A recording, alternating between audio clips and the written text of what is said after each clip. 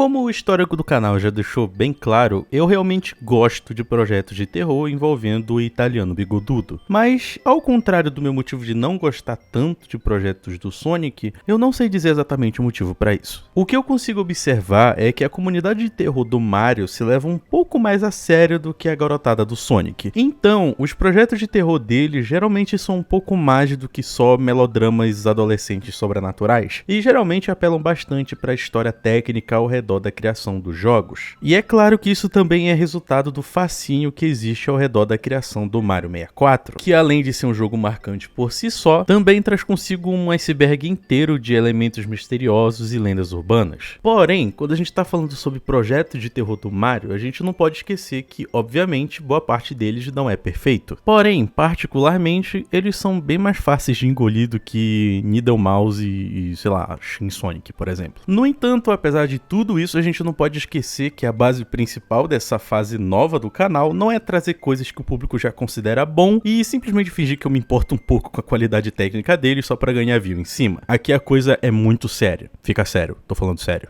Aqui a gente dá chance pra todo mundo, seja os projetos mais famosos, seja os projetos mais desconhecidos. Todo mundo é avaliado igual. E depois a gente ganha um pouquinho de view em cima e um pouquinho de dinheiro. Então é por isso que hoje eu fui muito esperto de novo e decidi escolher por conta própria um tema que eu nunca ouvi falar, mas que possui uma certa fandomzinha bem fiel e também muitos elogios de pessoas que eu conheço. E a gente tá falando sobre o Power Star Archive, o que pode ser considerada a obra-prima do animador e artista russo Greenlight. E eu nem sei se ele é russo de verdade, só sei que tá dizendo que o canal dele foi criado na Rússia. Então, assim como eu fiz com os outros vídeos, eu tô vindo aqui sem saber absolutamente nada do conceito principal da obra e vou tratar esse vídeo aqui como se fosse uma análise barra reação. Então, no geral, tudo que eu sei é que é um projeto do Mario e ele começou em 2022.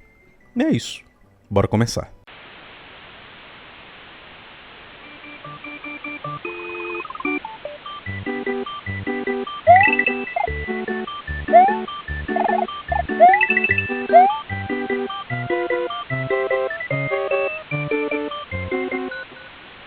O começo do vídeo já me deixa bastante feliz. E sim, isso tem totalmente a ver com o fato da gravação ter como foco o meu personagem favorito da franquia, o Wario. Pelo que parece, a gravação apresenta um fangame ou hack room de Mario World, fazendo ele ter praticamente as mesmas mecânicas de Wario Land, o que não só é uma ideia muito boa, como também é muito bem executada aqui nesses minutos iniciais. É só analisar os sprites e o design do level, é tudo muito bem feito. Então tudo roda muito bem, sem nenhum contratempo, até que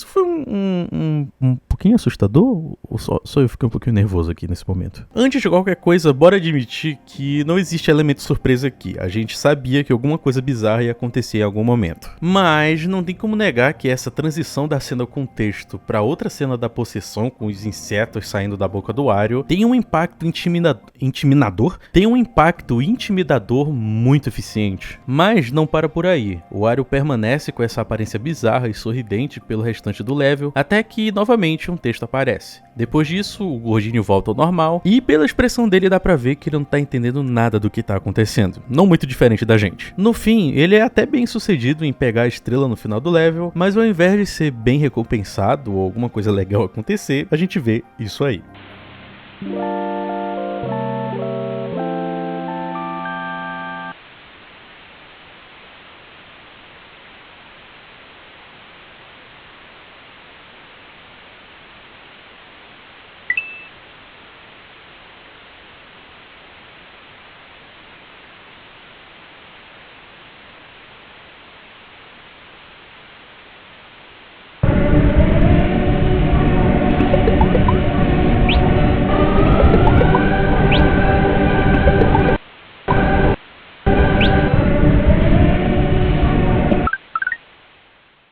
Opa, peraí. Tu viu aquilo ali no canto da tela? Os outros personagens estavam sendo baixados? E isso pode fazer um pouquinho mais de sentido no próximo vídeo.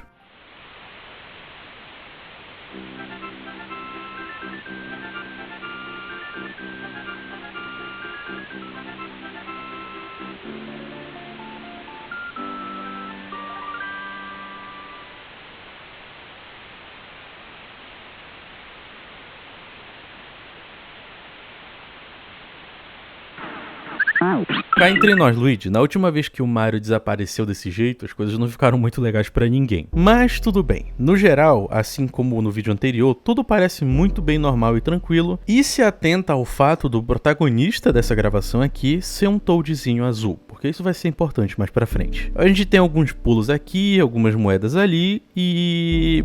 peraí, pra onde é que foi a música? Bom, o Luigi tá bem ali, tomara que ele tenha alguma coisa útil pra dizer.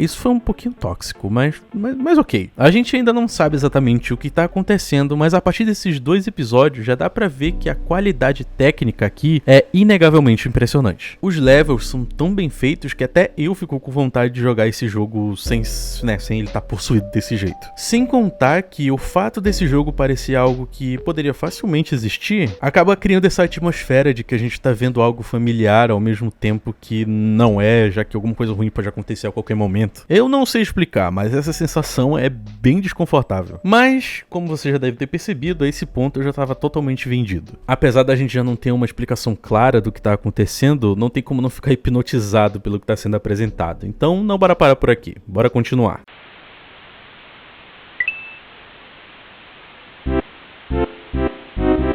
O terceiro episódio se passa inteiramente no castelo da Peach, onde ela é a protagonista. Eu até diria que no começo tá tudo bem, mas rapidamente um texto aparece na tela e no fim a Princesa se depara com aquele mesmo Wario possuído. O interessante de se notar é que essa é uma luta de chefe, mas antes de começar, um save state é feito para ser usado contra o próprio jogador, já que todas as vezes em que o Wario tá para ser atingido, o save é recarregado, reiniciando a luta do começo. É quase como se o jogo tivesse lutando contra o próprio jogador, o que conceitualmente é muito bem representado aqui. O Wario então começa a rir, totalmente cheio de si, mas ele acaba cometendo o terrível erro de brincar demais com a sua presa. Ele invoca uma flor de fogo, atinge a Peach com uma chuva flamejante, mas ela não sofre nenhum arranhão. Na realidade, magicamente ela consegue oferecer uma ameaça tão grande para o Wario que ele só consegue ganhar por pura sorte.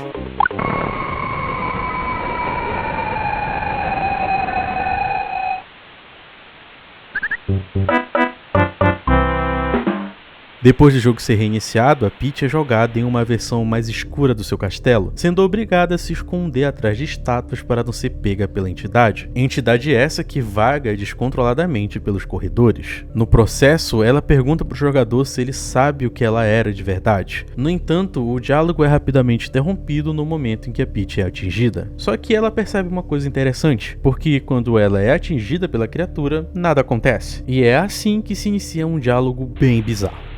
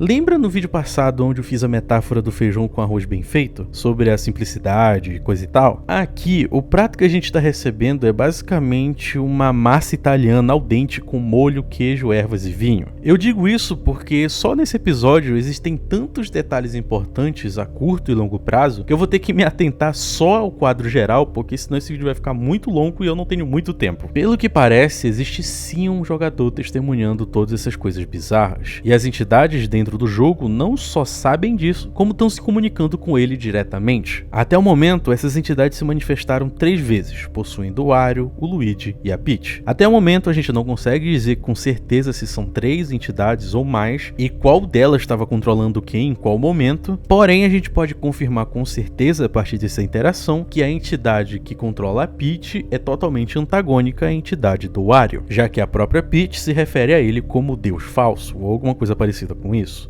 E para completar nessa gravação, a gente tem finalmente a revelação do nome da pessoa jogando, ao menos naquele momento, que é Andrew. Então, coloca isso na pilha de informações importantes, porque isso com certeza vai voltar mais pra frente. Entendeu agora o que eu quis dizer com massa italiana? É uma comida muito boa, mas ela é muito complicada de se fazer. Então, com essas noções em mente, bora passar pro próximo vídeo.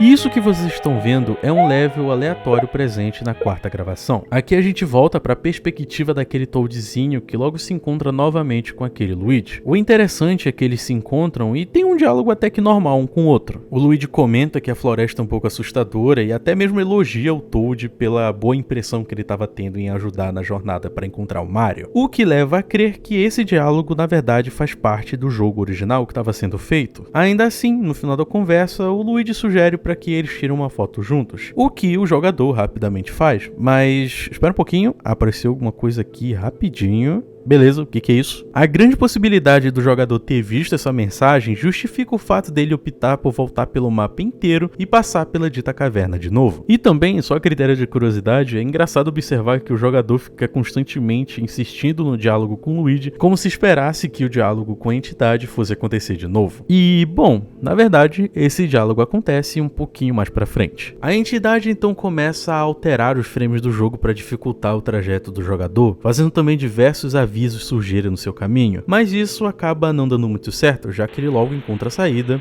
e usa o código.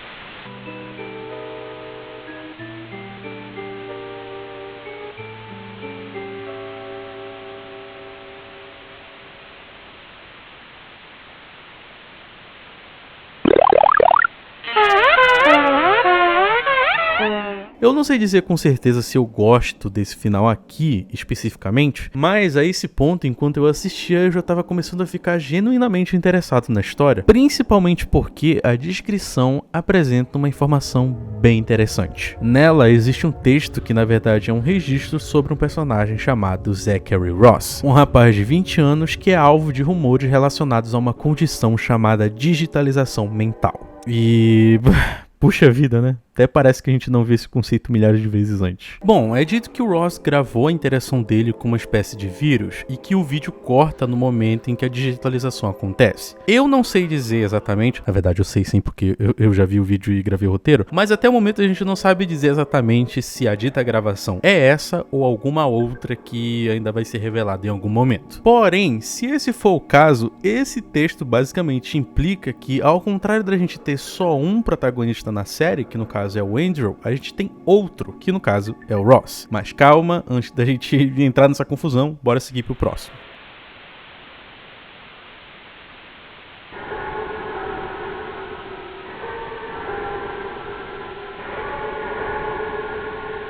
O quinto vídeo começa mostrando que, diante a praticamente todos os personagens totalmente corrompidos, o jogador não tem outra escolha senão escolher o Mariozinho. Isso dá início a um level bastante claustrofóbico, onde o jogador precisa ficar desviando desses obstáculos em formato de olhos, até o momento em que as luzes se apagam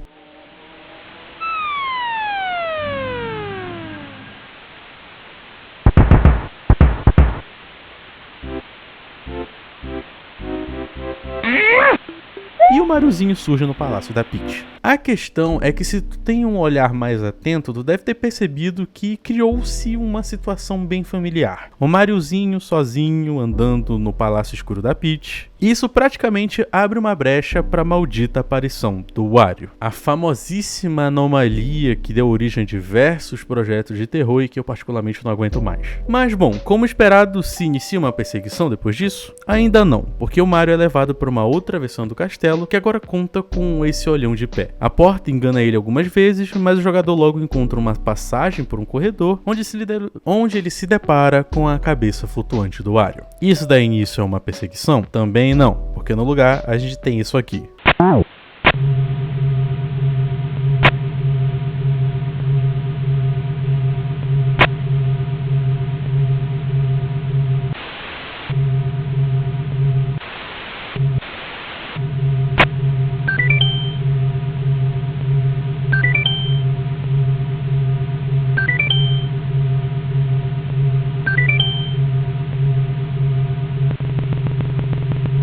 Agora sim, depois de tudo isso, a gente tem uma perseguiçãozinha muito bem merecida.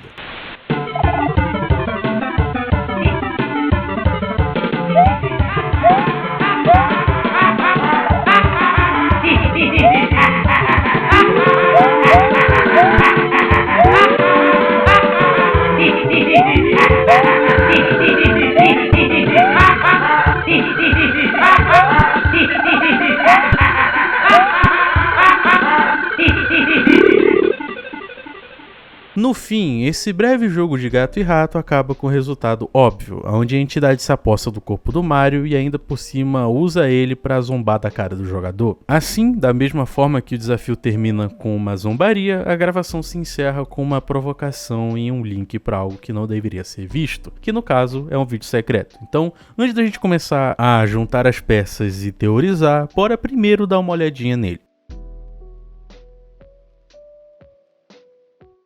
We would like to congratulate player number 122 for finishing Wario Apparition Corrupted Data and significantly helping the Power Star project.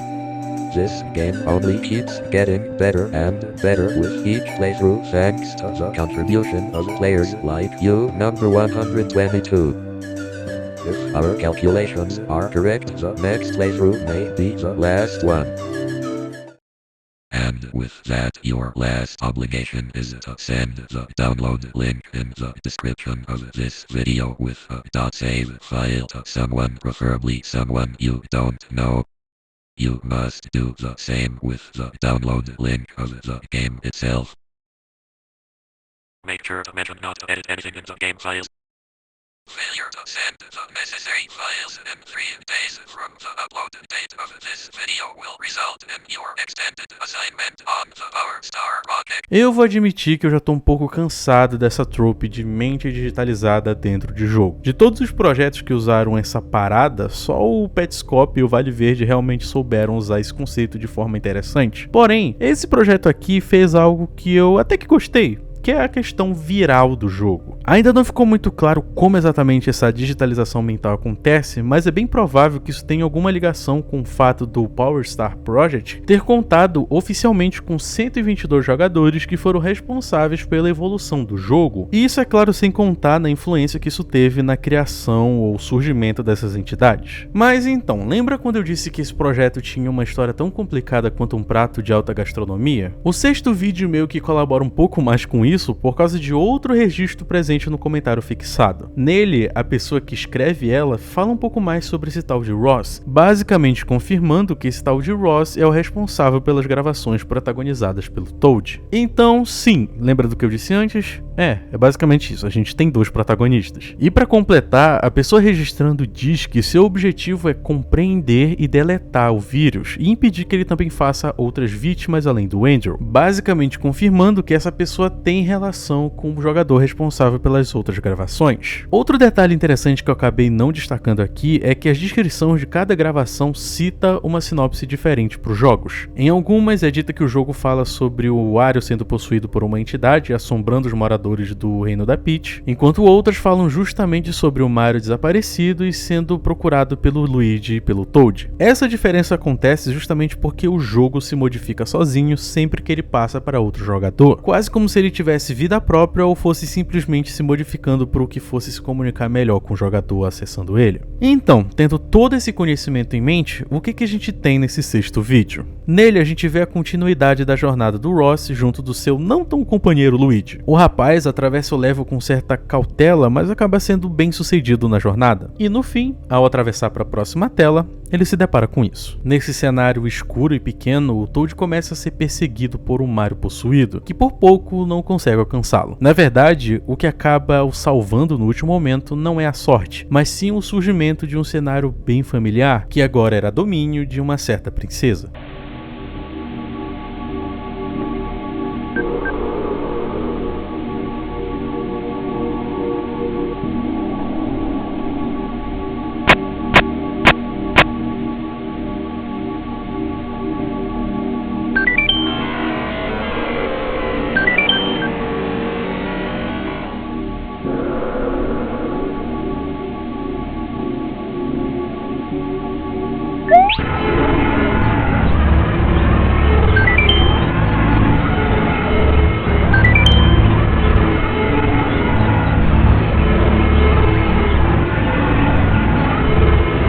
Com o corpo dela agora consumido, ela dá uma última ordem pro pequeno Toad, algo que tinha tudo para ser o início de uma batalha do bem contra o mal, mas que, como a gente sabe, acabou fazendo com que o Ross fosse a primeira vítima daquela entidade.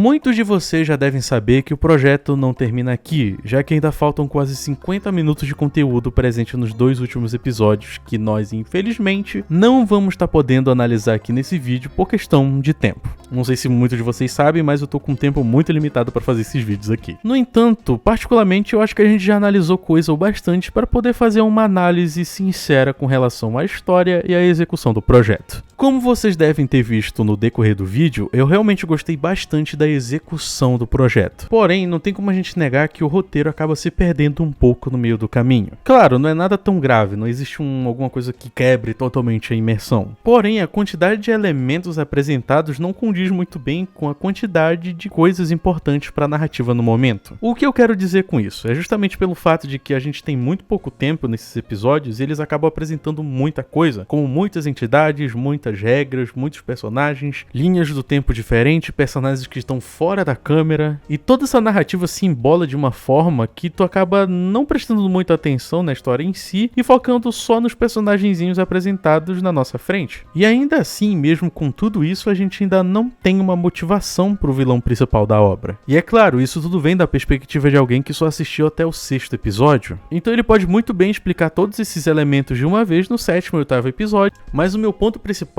não é a história em si, mas sim a execução de como ela é contada episódio por episódio. E nesse formato, uma história tão complicada acaba ficando um pouco confusa. Ainda assim, apesar desse probleminha que eu tive com o formato, não tem como negar que a escrita do criador também é muito boa, porque em nenhum momento ele parece incoerente com relação aos elementos que ele apresenta, e também não perde tempo com conceitos inúteis que serviriam só para serem assustadores e não servirem nenhum propósito para a história. Eu até citaria o nome de outro projeto que faz bastante disso, mas não vou falar dele aqui. Então, no geral, assim como os projetos anteriores, aqui a gente teve um saldo muito positivo. A história é complicada, é um pouco confusa, mas a execução é simplesmente incrível e vale totalmente a pena assistir cada segundo disso. Então aqui acaba ficando o questionamento. Vale a pena fazer um vídeo sobre a segunda parte? Não sei, vocês decidem. Eu meio que sou escravo de vocês mesmo, né? Então, sei lá.